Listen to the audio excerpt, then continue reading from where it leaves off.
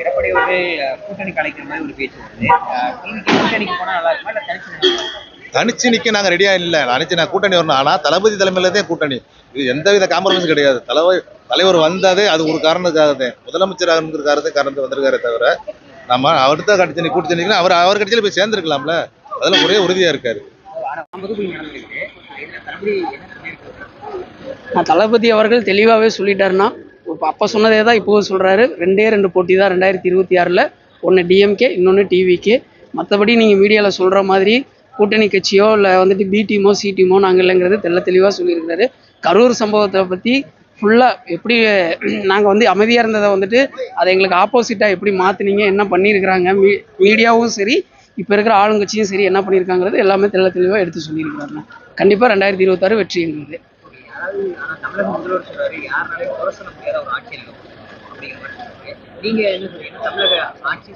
கண்டிப்பா யாருனாலையும் குறை சொல்ல முடியாத அளவுக்கு விளம்பர ஆட்சியை வேணா அவங்க கொடுத்துட்டு இருக்காங்கண்ணா. இதுதானே 100% உண்மை.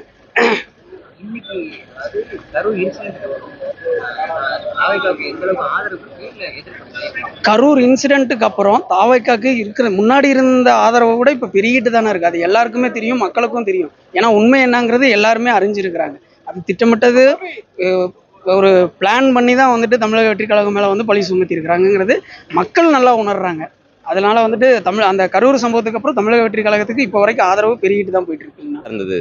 எடப்பாடி அவர் கூப்பிட்டுட்டே இருக்காரு வான்னு, கிட்னி வண்டியில ஏறினாரு. அது வந்து பாத்தீங்கன்னா எல்லாருக்குமே தெரியும், உங்களுக்கே தெரியும் அது என்ன நடக்குது ஏது நடக்குதுன்னு சொல்லிட்டு. அது மாதிரி ஒரு தளபதி தலைமை ஏற்று அவர் வர மாதிரியா இருந்தா தளபதி ஏற்றுவாரு. இப்போ வந்து அவங்க என்ன பண்றாங்கன்னா, இப்போ பார்த்தீங்கன்னா இந்தியாவே திரும்பி பார்க்குற அளவுக்கு உலக நாடும் திரும்பி பார்க்குற அளவுக்கு ஒரு தலைவராக இருக்காரு. இவர் போயிட்டு இன்னொரு தலைமையில ஏற்றுக்க முடியுங்களா? அது யாராலையும் ஏற்றுக்க முடியாது. இது அவங்களுடைய நம்பிக்கைத்தனமா அந்த ஒரு இதை காமிக்குது. எடப்பாடி அவர்கள் வந்து விஜய் அவர்கள் கூட்டணி கலைச்சிருக்காரு. இது கூட்டணி அமைஞ்சா நல்லா இருந்தாங்க. கூட்டணின்றது தலைமை முடிவு பண்றதுதான், தலைவர் முடிவு பண்றதுதான். அது நம்ம ஒன்றும் சொல்ல முடியாது. எடப்பாடி அவர்கள் விஜய் அவர்கள்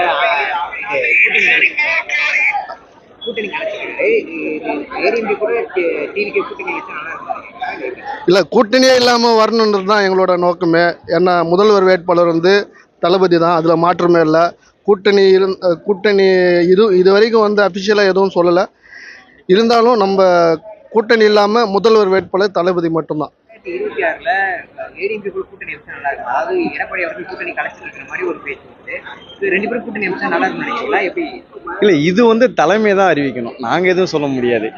எங்க இல்ல அதுதான் தலைவா, எங்க தலைவர் என்ன சொல்றாரோ அதுதான். இதற்கான பதில் நாங்க எதுவும் சொல்ல முடியாது. சரிங்களா? தலைவர் காட்டும் வழியே எங்களுக்கு நல்வழி. எடப்பாடி அவர்கள் கூட்டணி கலைச்சிருக்காங்க.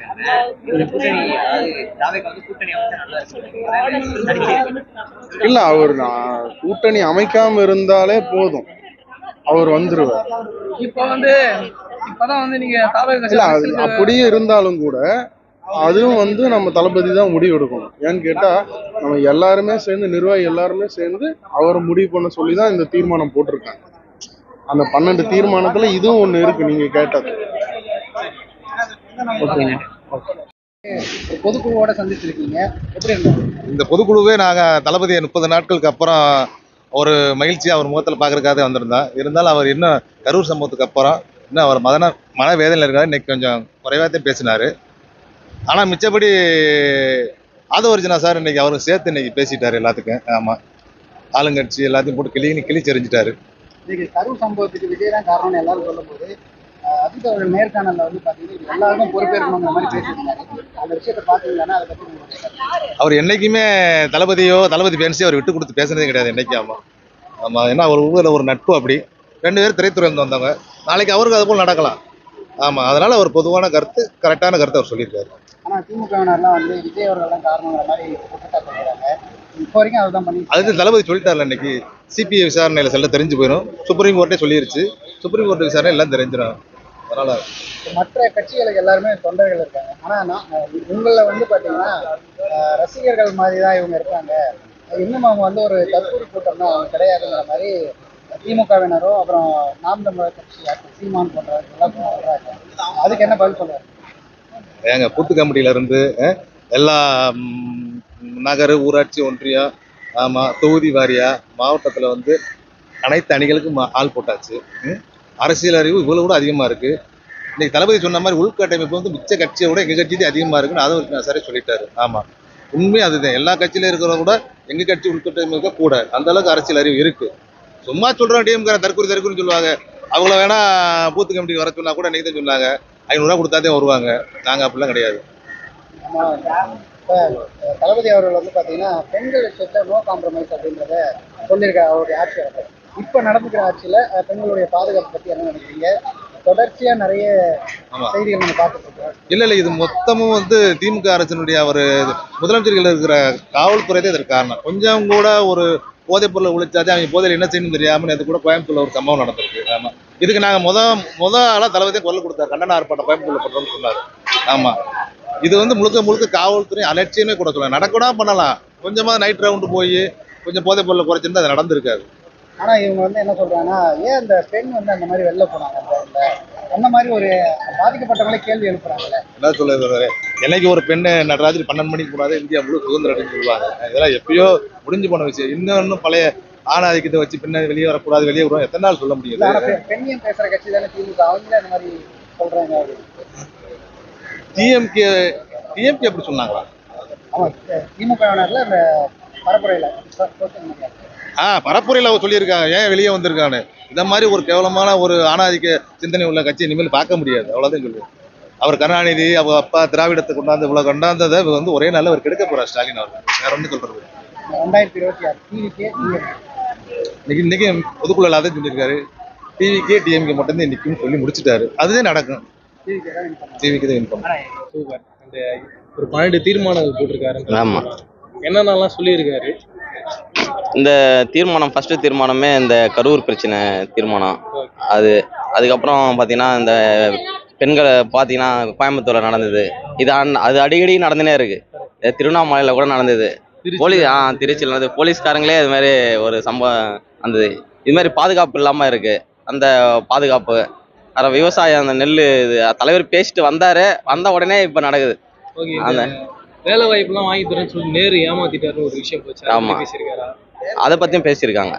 அவரு வந்து என்ன சொன்னாரு? அதான் இது மாதிரி இதுலயும் வந்து அவங்களுடைய இதுவை காமிச்சிருக்காங்க. நேரு அவர்களும் எல்லாரும் வந்து எதால காமிக்கிறாங்களோ அந்தந்த துறையை சம்பந்தமா அவங்கவுங்க ஊழல் பண்ணிட்டு தான் இருக்காங்க.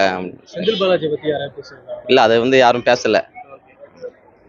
எதுக்கு, என்ன காரணத்துக்காக பேசல? இல்ல பேசலனால அந்த அவரை வந்து உச்சரிச்ச செந்தில் பாலாஜியை குறிச்சு நிறைய விஷயங்கள் பேசல. சில விஷயங்கள்ல இந்த செந்தில் பாலாஜியும் நம்ம இவரு இருக்காருங்களே திருச்சியில நேரு இல்ல இவரு இன்னொருத்தர் அன்பில் மகேஷ், அவரை குறிச்சும் பேசுனது. அதான் மீட்டிங் என்ட்ரி கண்டிஷனை வச்சு ஃபாலோ பண்ணாங்கல்ல, வந்து ஒரு இன்டர்வியூ கொடுத்தாங்கல்ல, அருமையான ஒரு இன்டர்வியூ, அதை வச்சு பேசுனாங்க.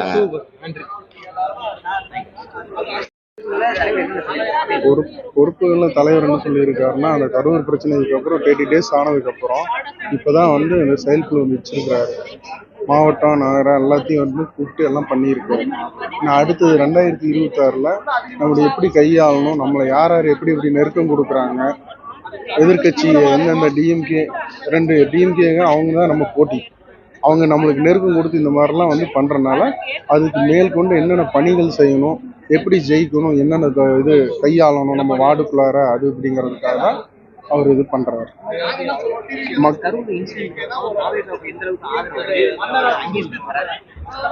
அதை விட டபுள் மடங்கு எச்சாயிருக்கு. அதை முதல்ல இருந்ததை விட இப்போ வந்து அதை விட கொஞ்சம் வேற லெவலுக்கு போயிட்டாரு.